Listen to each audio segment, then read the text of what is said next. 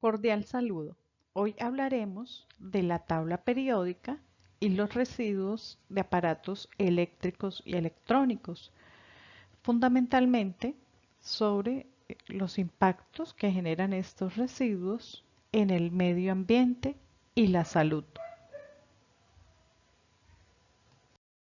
La tabla periódica es una herramienta de gran utilidad para los científicos y para la sociedad en general, pues en ella se encuentran todos los 118 elementos químicos que conocemos correctamente organizados de acuerdo con su número atómico creciente, pero pues esto guarda una estrecha relación con el comportamiento que tienen estos elementos. Una de las formas para clasificar los elementos en la tabla periódica es en metales, no metales y metaloides.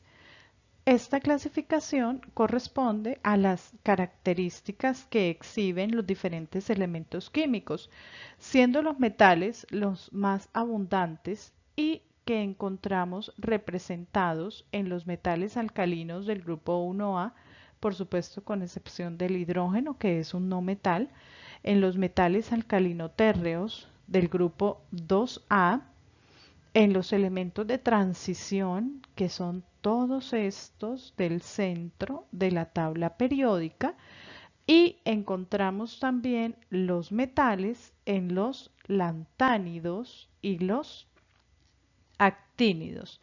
Tenemos también en la tabla periódica los no metales, fundamentalmente representados en los elementos, gases nobles, elementos del grupo 8A, en los halógenos, que son del grupo 7A, y en elementos, pues también bastante con una abundancia grande en nuestro cuerpo, como son el oxígeno, que constituye el 65% de nuestro cuerpo, el carbono, que constituye el 18% de nuestro cuerpo, el nitrógeno, que constituye el 3% de nuestro cuerpo, o el hidrógeno, que constituye el 10% de nuestro cuerpo. Si hablamos de nuestro cuerpo, pues fundamentalmente tenemos en él o en mayor proporción no metales. Encontramos además los metaloides, que son aquellos elementos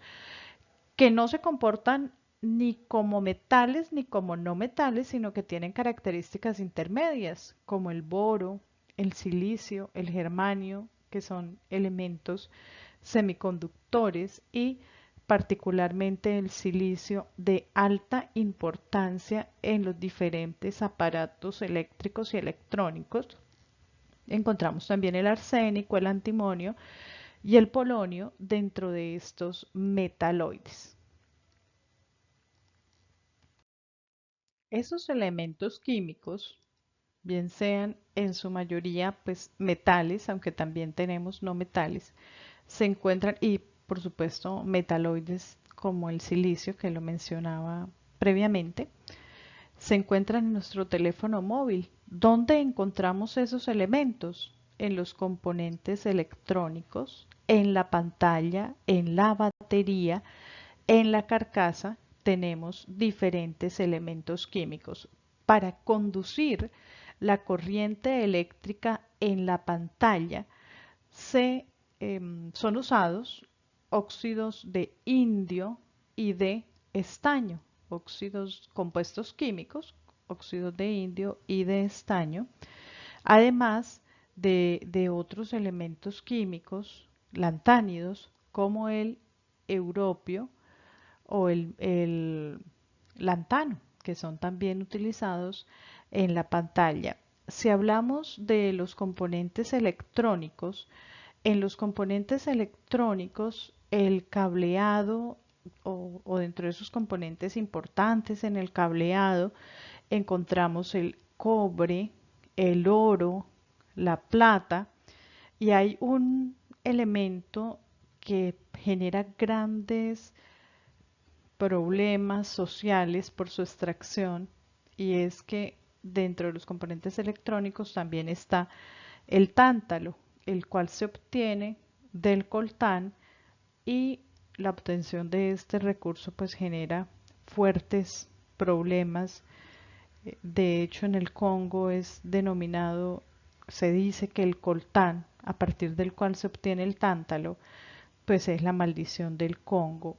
También encontramos en la batería elementos químicos como el litio, que es fundamental. Encontramos el cobalto, encontramos el carbono, pero volviendo al litio, en Sudamérica hay una reserva, se encuentran las mayores reservas de litio del mundo y es en lo que se denomina el Triángulo del Litio, ubicado geográficamente entre el Salar de Uyuni en Bolivia, el Salar de Atacama en Chile y el Salar del Hombre Muerto en Argentina.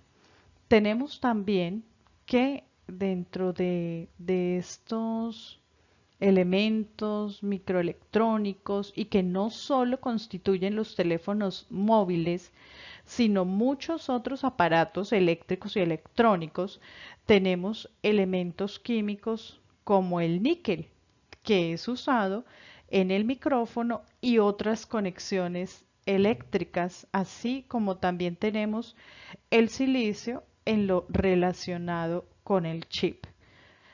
Pero, ¿qué ocurre con la presencia de estos elementos y muchos más, como pudimos ver acá, en este y en otros aparatos eléctricos y electrónicos? ¿Qué es lo que ocurre con eso?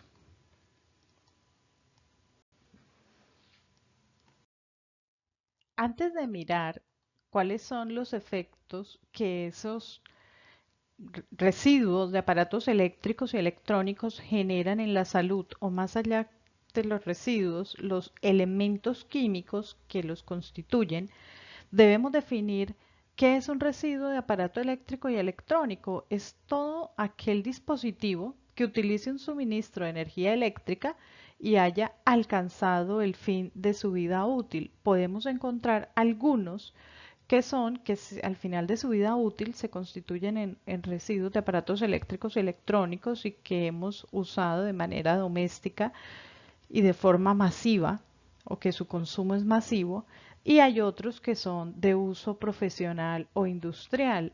Noten que dentro de esos aparatos de uso doméstico que constituyen un problema al final de su vida útil, tenemos los electrodomésticos, los diferentes implementos electrónicos, las herramientas eléctricas, las pilas y acumuladores, los juguetes que tienen componentes electrónicos, también al final de su vida útil se constituyen como un residuo de aparato eléctrico y electrónico, los equipos de iluminación y a nivel industrial o profesional, los equipos eléctricos, las maquinarias y herramientas eléctricas, los instrumentos de vigilancia, que son tantos, las máquinas expendedoras, muchos dispositivos que son utilizados para procedimientos médicos.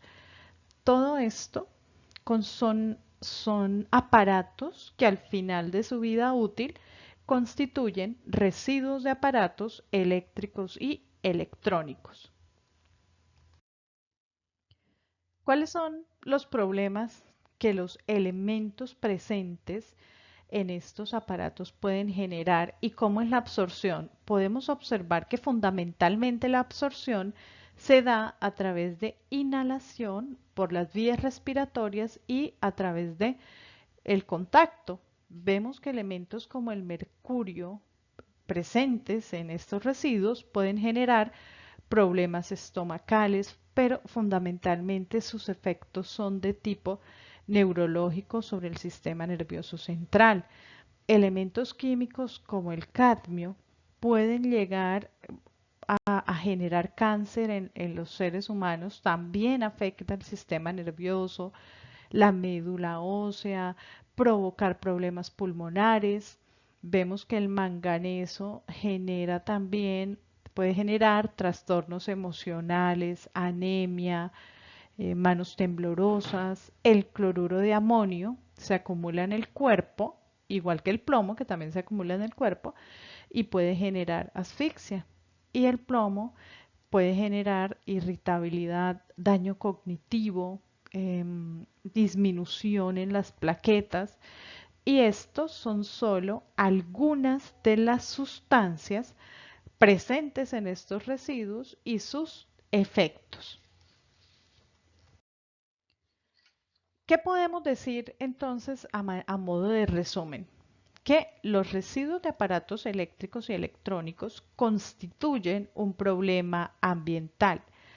El consumo excesivo y la obsolescencia tecnológica ha llevado a la generación de basura electrónica con el agotamiento de los recursos minerales y todo lo que implica en términos ambientales extraer un determinado elemento, porque eso a su vez lleva consecuencias sociales y demás. ¿Cuál es entonces la invitación en este momento? Tener en cuenta que la basura electrónica es una bomba ambiental y que debemos hacer un consumo más responsable sin dejarnos llevar por el deseo compulsivo de comprar un aparato eléctrico y electrónico de última generación.